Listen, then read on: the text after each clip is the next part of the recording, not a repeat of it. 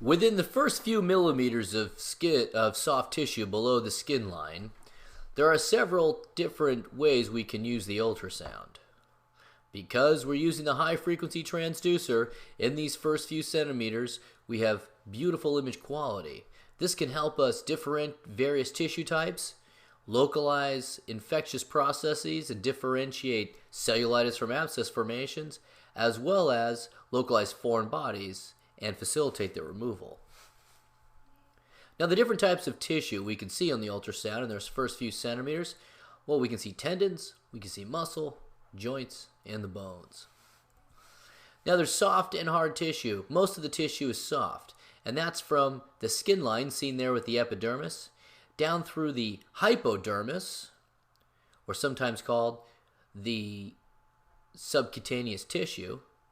And then there's the subcutaneous fascia, which is that hyperechoic line. And then below that, we can see muscle, and finally, the bone being the hard tissue. It's very dense, it's very hyperechoic, and therefore it reflects the sound. Now there's this concept of anisotropy, and what happens when you have muscles and tendons, depending on which angle you insonate them, you can have variations in their echogenicity. And as this video demonstrates, the arrow points to the tendon. And along most portions of that tendon, the tendon is quite hyperechoic, as we can see here in its linear striations. But as we get to the edge of this tendon where the angle of insonation may be different, it appears falsely hypoechoic right over here. And that's due to this factor called anisotropy. Now, the tendons themselves should be readily identifiable on ultrasound because their connective tissue is so dense. It looks very hyperechoic, especially more hyperechoic than muscle.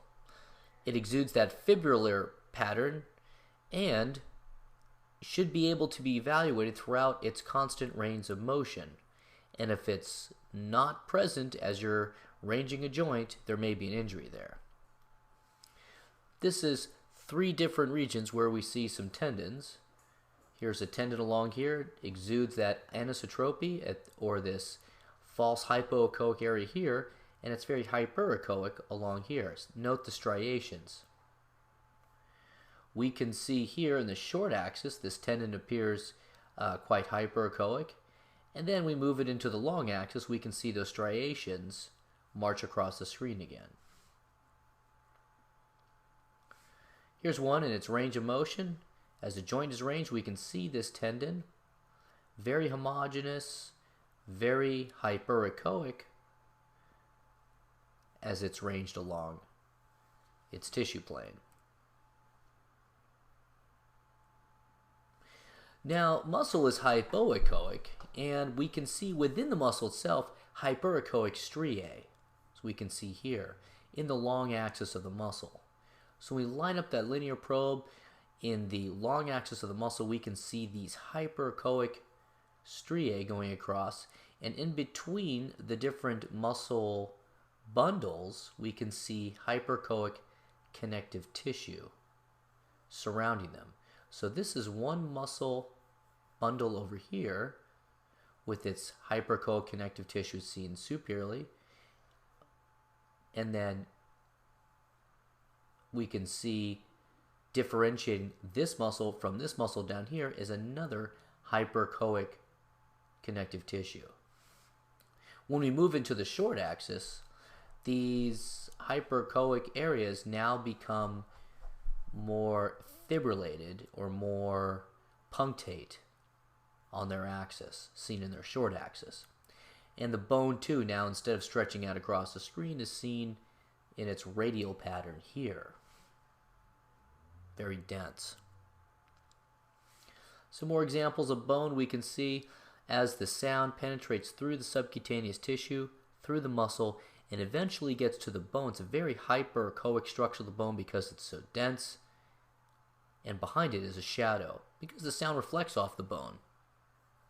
We can see the bone over here, and we can also make out the bone as it goes along here.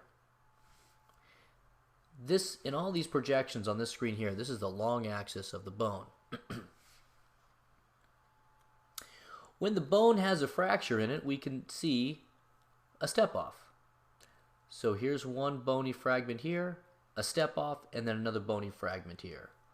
We can see this up here as well. Here's a bony fragment coming along, step-off, and then another bony fragment going this way.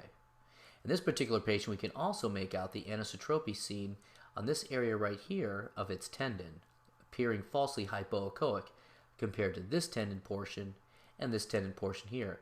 We would expect the tendon to continue to be hyperechoic, however, because of anisotropy, we see it's hypoechoic here. And then down here with the clavicle fracture, one part of the clavicle is here, there's a step off, and then another part of the clavicle is seen down there. When we get to the joints, because one bone comes up to another bone, it appears you can see these very soft bony ends coming along here, and then another bony end coming along here. And this is what we call the seagull sign. It looks like the wings of a seagull at the joint spaces. It's a potential space. This area here is where this bone comes in contact with this bone. So this would be the articular surface of these bones here, and in between these two articular surfaces is a joint space. In this case, the patient does not have any fluid in the joint space. Should they have fluid in the joint space, it's easy to compress that area to demonstrate it. When it comes to abscesses and differentiating them from cellulitis, there has been some work done on this process. One study titled Abscess, Applied Bedside Sonography for the Convenient Evaluation of Superficial Soft Tissue Infections, was prospective and enrolled 107 patients. They forced the clinicians to answer yes or no before and after the ultrasound of whether or not they thought there was an abscess there.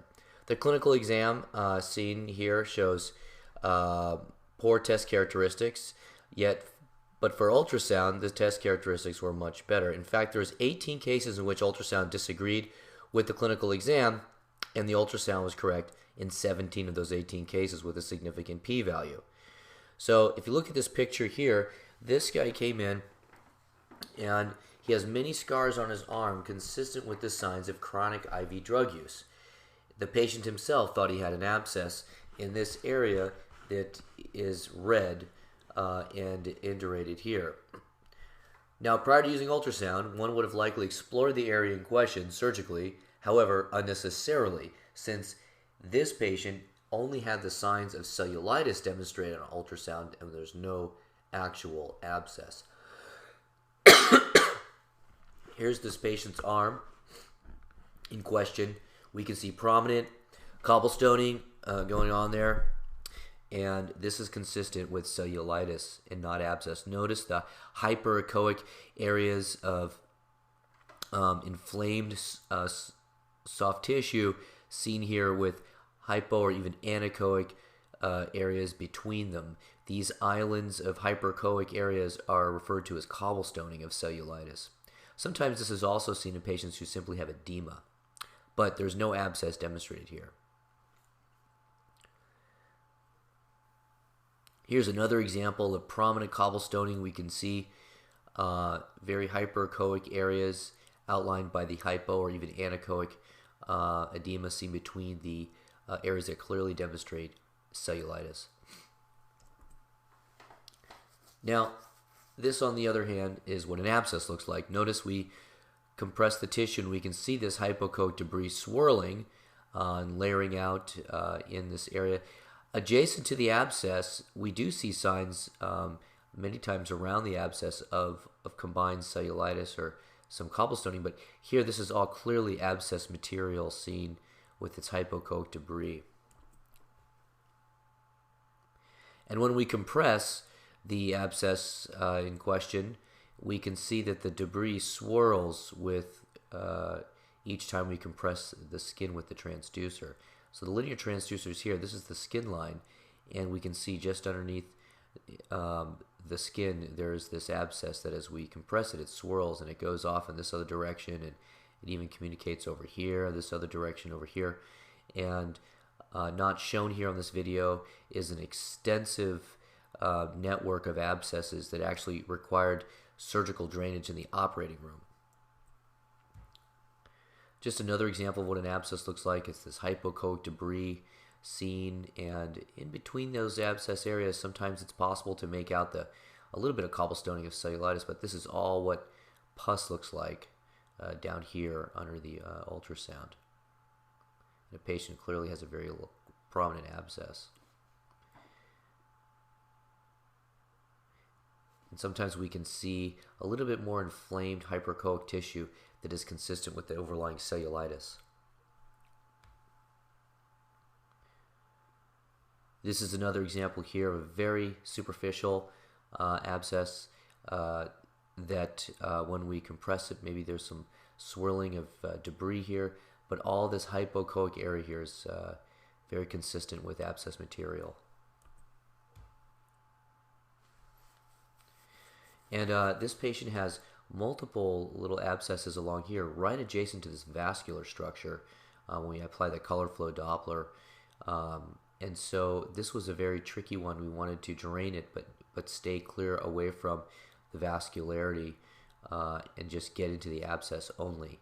And we can see this network of abscesses here as they're going along, and with various areas of vascularity that we're trying to stay away from. And ultrasound is good because it helps us really focus ourselves on staying with the compartment of the abscess and not getting into the vessels.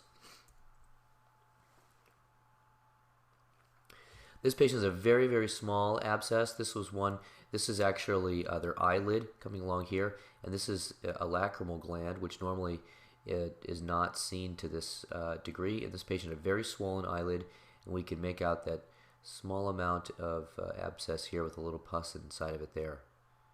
And this required just a quick lancing in order to drain this abscess.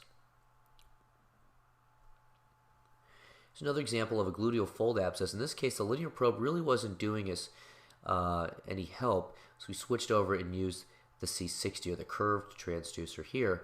And on this patient, we can make out this very prominent hypoechoic debris in their just in their gluteal fold, superior gluteal fold. And this, believe it or not, was not at all palpated on the physical exam. There was no overlying erythema. The patient simply complained of pain every time he sits down on his tailbone area, and we weren't thinking much of it because there was really no tender, there was no overlying erythema of the skin. However, the guy was very, very tender, so we went ahead and looked first with the linear probe, couldn't see anything. We moved to the C60 in that gluteal fold. That was the thing to do. We could see this large abscess down here that was later confirmed on CT scan. Just another example of guiding a needle down to an abscess to confirm, on the one hand, confirm that there is actually a pus coming out of there, and it's not just a seroma or another type of fluid collection, and also to, in some centers, they treat abscesses by needle aspiration rather than an open drainage procedure, and if they're small enough, and that's just what's happening here, just ultrasound guided needle abscess drainage. And finally, some things look like abscess, but they're just hematomas. And that's what this looks like here. This is in the patient's calf. This is muscle we see up here. And this very hypoechoic area with some anechoic areas to it. This is what a calf hematoma looks like. It's all spreading out back here. And on the patient's skin, too, there's prominent ecchymoses seen as well. And this is an example here of a patient who has an abscess actually on their finger. And the finger, obviously very superficial structure. This is the bone of the finger down here, and we can see in this subcutaneous soft tissue area right here, there's a prominent hypoechoic debris seen. And in this area right here is where we can make out that abscess. Now, sometimes the structure is so close to the surface of the skin that it's hard to see, and actually we need to stand off a ways from a body part. And so what we see here is, using that high frequency linear transducer, we have a couple of options on a very superficial structure. We can dunk the hand or the body part here seen in the water, and that's very helpful because it also, if you use cold water, helps with pain control, and you no longer have to press the transducer actually right onto the painful digit. We can stand away from it, and also you could use a standoff pad such as the one you see here. There are commercially available standoff pads where you just place the probe on top of the standoff pad and you place the standoff pad on the area of interest, and it basically, sometimes what happens is the natural focal point of the transducer is just too far away from it's deeper than where we're trying to insunnate. So this happens with very superficial structures, such as on the finger, as we just saw. The other thing that you want to think about doing whenever you're doing any musculoskeletal type of ultrasound, it's always helpful to use either another digit or the opposite limb for comparison studies. And what you're going to notice here is that it's a very dynamic exam. That whenever you examine any musculoskeletal structure, you can do range of motion and do what we call kinetic examination of a digit or any musculoskeletal structure. This is what a water bath looks like here for objects that are too close to the natural focal point of the transducer. This is just the palmar surface here of the finger, and we can see that there's all these specular reflectors here, these hyperechoic sort of snowstorm that we see in here. That's air in the water, and that's what it looks like when it hasn't settled out of the water yet. A little bit of air still in this water bath. And yeah, so this is the flexor surface of the finger, and as we stand away from it a little bit, we can see very good sonography of the entire surface. In other words, some places are hard to get gel. Some of the little nooks and crannies here, it's hard to get gel into, but when we can submerge something in water, the water fills in all those gaps, and we have very good visibility of all these articular surfaces. This is another example of a finger, and now with the water bath, we stand away from this finger a little bit, and we can see this patient has a abscess here in the distal tip of their finger, and see it quite well with the ultrasounds. The patient's moving their finger, we can see it. This happens to be the thumb, and we can see this area of this hypoechoic debris seen in here within that the pulpy area of the thumb. Much easier to see when using the water bath. Just another example of another a digit with this. This one has a paronychia, and so it's the other aspect of the finger, and we can see that this area up here, when it's in the water, this is all water that's filling in this area here. We can make out this little paronychial area with the, here it is in the short axis. We see this area here that's hypoechoic in the short axis, and then once we move into the long axis, we are on the long axis, and we can see this area all under here, just right up to the nail. There's a nail bed right in there, and then the paronychia that's adjacent to it. And this is an example of somebody who has a large hemorrhagic bulla on their foot that was dunked in a water bath mixture. And this is the 2D image of that structure here. We're fanning through that. All this meniscus that you see there, that's all the hemorrhagic material. We get very good visualization in the two-dimensional mode. And we move into the three-dimensional mode where we can, the machine captures the images as we fan through them and then reconstructs a three-dimensional image that we can tumble around and really see the depth, what the depth is, and get a good visualization of this entire structure seen there in 3 dimensions as we tumble it around. Though the 2D image does really most of the work, and we're able to see a very nice meniscal layer as we fan through this person's hemorrhagic bulla here. We do see a very prominent sort of meniscal layer there that is actually very well captured on the 2D image. This is in the peritonsillar region, and um, there is a transducer that we can use in order to get to that peritonsillar area, and that's the endovaginal transducer. Of course, we're careful not to call it an endovaginal transducer in front of the patient, because sometimes the patient is reluctant to insert the transducer into their mouth. But we can see here, this is the footprint of the transducer. It's right up against the posterior pharynx. I usually give the patient a milligram of Versed and some hurricane spray in the back of the throat, and then we can guide the needle actually right down to the abscess. So ultrasound is good for not just confirmation of the peritonsillar abscess, but also guidance of the needle to the abscess to assist in the drainage. Now, one of the things you want to do with this transducer, though, is definitely keep it covered, keep it so that it keeps clean in the posterior oral pharynx, and there are several ways to do that. One way is simply using a condom. And one of the other things that we can see sometimes when we expect to see a peritonsillar abscess instead are just very prominent lymph nodes. And this is patient's got just a lot of parapharyngeal lymphadenopathy going on in the back of their throat. As they swallow, we can see how these lymph nodes sort of come together. Here the patient's going to swallow right there. They kind of move towards each other.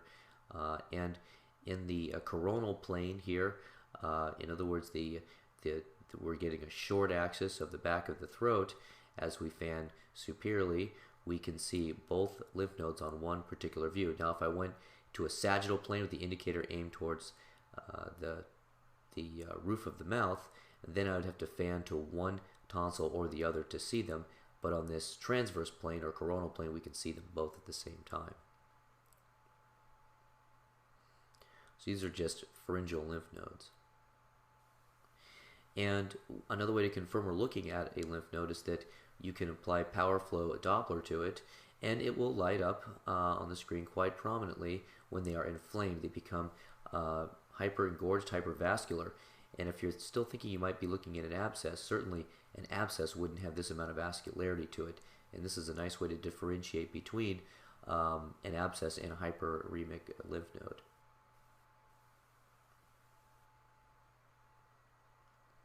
This is a very large peritonsillar abscess. We see over here that these are 0.5 centimeter hash marks, so 0.51, 1.52, 2.53, a little bit more gives us to 3.2 for the depth. And so this is measuring, anywhere from, this mark all the way down to, this is about a 1.5, almost a 2 centimeter in its longest axis diameter peritonsillar abscess. You think about that, it's a very large one here, very prominent, and this is the intracavitary transducer we have in the mouth, and we can see that's very prominent peritonsillar abscess here. One of the other interesting findings is when we apply color Doppler back here, we can actually make out that there are some blood vessels back here that we want to stay away from when performing the procedure. So in this case, this is the posterior pharynx here. The distance the needle would have to travel is just over a centimeter in order to get into the space that is the peritonsillar abscess. So we have an idea of how far we need to go when we'll start to see some pus come back. Now, as the video plays itself, we can see now that there's almost complete resolution of this peritonsillar abscess. This is post incision and drainage, and it's essentially gone. So it's a nice way. Ultrasound is to diagnosis. You can perform the procedure under its guidance and confirm that you have officially ended the procedure as well. Here's an example here of how far they're going to need to insert the needle in order to get to some pus, and this time it's 7.8 millimeters from the back of the throat down to where just the abscess should start. I'd go at least a centimeter though to get into this abscess, and staying away from these vascular structures here that are adjacent to the peritonsillar abscess. And this is a large peritonsillar abscess. We can see it extending all the way down here. As we compress the back of the throat, we can see this is all pus. As it kind of moves, as we compress it, it swirls around a little bit, And this is a very helpful, being able to see that this very large amount of pus and this very severe degree of a peritonsillar abscess, you may find that some of these are so large that they're very easy to drain, or that they're so extensive that they may need to be actually drained in the operating room for maximum comfort and securing of the airway. However, ultrasound does help to differentiate how difficult or easy a drainage procedure could be. And we can localize the needle. Here comes the needle as it's coming underneath the transducer. I like to have the needle come in underneath the long axis of the sound so I can see the entire, not just the needle tip, but also the needle shaft, and which is not going on here. They're probably going under the short axis of the probe, and they instill some lidocaine. That's what that little blush was there, and a little more lidocaine, and then they will start to drain the contents out through the needle, and then the video clip ends. Foreign bodies can be often challenging to find their location and their cause. In fact, of patients who present with painful swelling in their soft tissue, only 25% will find out what the cause is. Usually physicians turn to x-rays to identify the underlying cause of patients who come in with swelling. Unfortunately, this is often unproductive, since a lot of times it's a wooden foreign body that's causing the swelling, and wood does not show up very well, if at all, on an x-ray. And it turns out that missed foreign bodies have been reported to be the second leading cause of litigation against physicians who practice emergency medicine. Now, with metallic and glass, x-rays can be used to demonstrate their location, but ultrasound is actually much better to precisely remove them at the bedside. So just seeing a plain film, even a 2-view plain film, it can be very misleading about where to actually search for the foreign body, as one is often misled by looking at an injury, a soft tissue surface injury, which may not be anywhere near where the foreign body is actually located. Now, CT and MRI can also both be used. However, we're talking about cost, and in the case of CT, the unnecessary radiation, and in the case of MRI, sometimes not always available, and actually they have lower accuracy in doing the actual surgical removal part. Well, what about ultrasound? Shields reported that ultrasound has an overall accuracy of 92% for documenting wooden foreign bodies as small as 2.5 millimeters. Jacobson looked at foreign bodies as small as 5 millimeters. So even in these very small structures, they can be seen on ultrasound. And then Hill looked at this in the Annals of Emergency Medicine, had 80 cases of patients who came in, and 53 of them had foreign bodies. In fact, ultrasound was able to detect 44 of the 53 foreign bodies with 83% sensitivity. And these were operators who described themselves as inexperienced. And not surprisingly, wood had very high sensitivity. Plastic, in this case, had 73% sensitivity. And this was a case here of a patient who came in who said they fell on an outstretched hand onto a toothpick, and this was the site of entry of the toothpick. And with ultrasound, the toothpick was actually located way over here. And before using ultrasound, if I was even able to see a toothpick on x-ray, I would have really been lured into, opening up this area, searching around for a foreign body. However, the ultrasound is very successful in localizing it where it needed to be, which was where the toothpick wound up. This is what it looked like on ultrasound. This is a bone in the hand, one of the metacarpal bones, and over here we can see the toothpick. It's outlined by the two stars, and with these foreign bodies, it's important to inject lidocaine into and around the foreign body for 3 reasons. Number one, that helps to visualize the foreign body, because ultrasound loves fluid so much, it enables it to visualize the actual foreign body better. Number two, it helps to unroof it to make it easier to remove. And then number three, there is the analgesic part of the lidocaine that makes it more comfortable for the patient. Now this is a needle that was in someone's leg. Very clearly shows the reverberation artifact, these equidistant lines that come down towards the bottom of the screen. Needles do that. When initially it was not known what axis the needle was in, and by ultrasound we're able to see this is the long axis of the needle here, and we're able to see the exact plane of tissue that it was in. Very superficial here. These are 0.5 centimeter hash marks, and this patient, we could see this needle about 0.5 centimeters, or actually about 4 millimeters below the skin line, and this was a standoff pad being used up here. And so very superficial, and we could see the long axis of the needle, the exact plane that the needle was in underneath the skin line. This was just another example of what wood looks like on ultrasound. We can see this long structure here. We got it in its long axis, very hyperechoic on ultrasound, quite easy to see this toothpick. And this is also using a standoff pad actually this patient had their finger in a bucket of water, and we could see the actual wood. This was a plant material here that is seen just penetrating below the skin line and making its way into the subcutaneous tissue here. Another example of a wood foreign body, very hyperechoic, and just measuring its length and its two axes here. The next step would certainly be to inject lidocaine all around this foreign body so it's easier to take out and so it's easier to see. And when a foreign body's been there for a while, there starts to be a buildup of inflammation.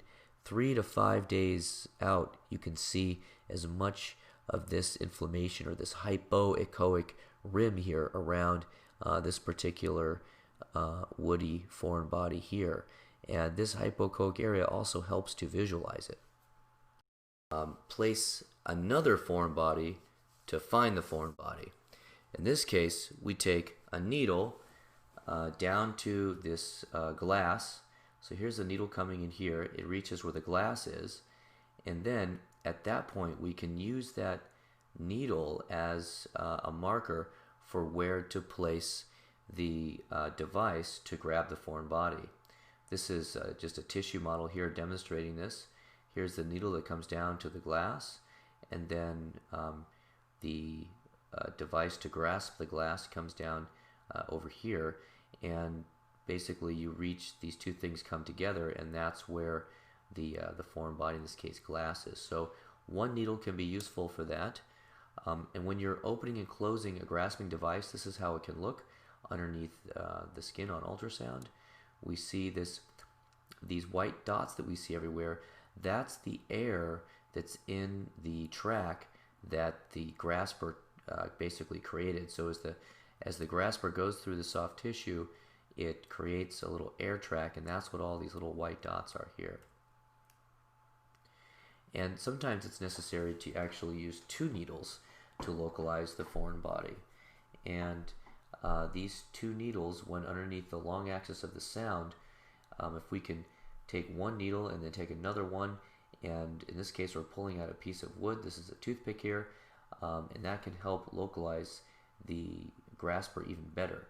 And this is the example here of what this looks like. We took one needle here coming across, another needle coming here, and this is the actual grasper here with this reverberation artifact grabbing the wooden toothpick.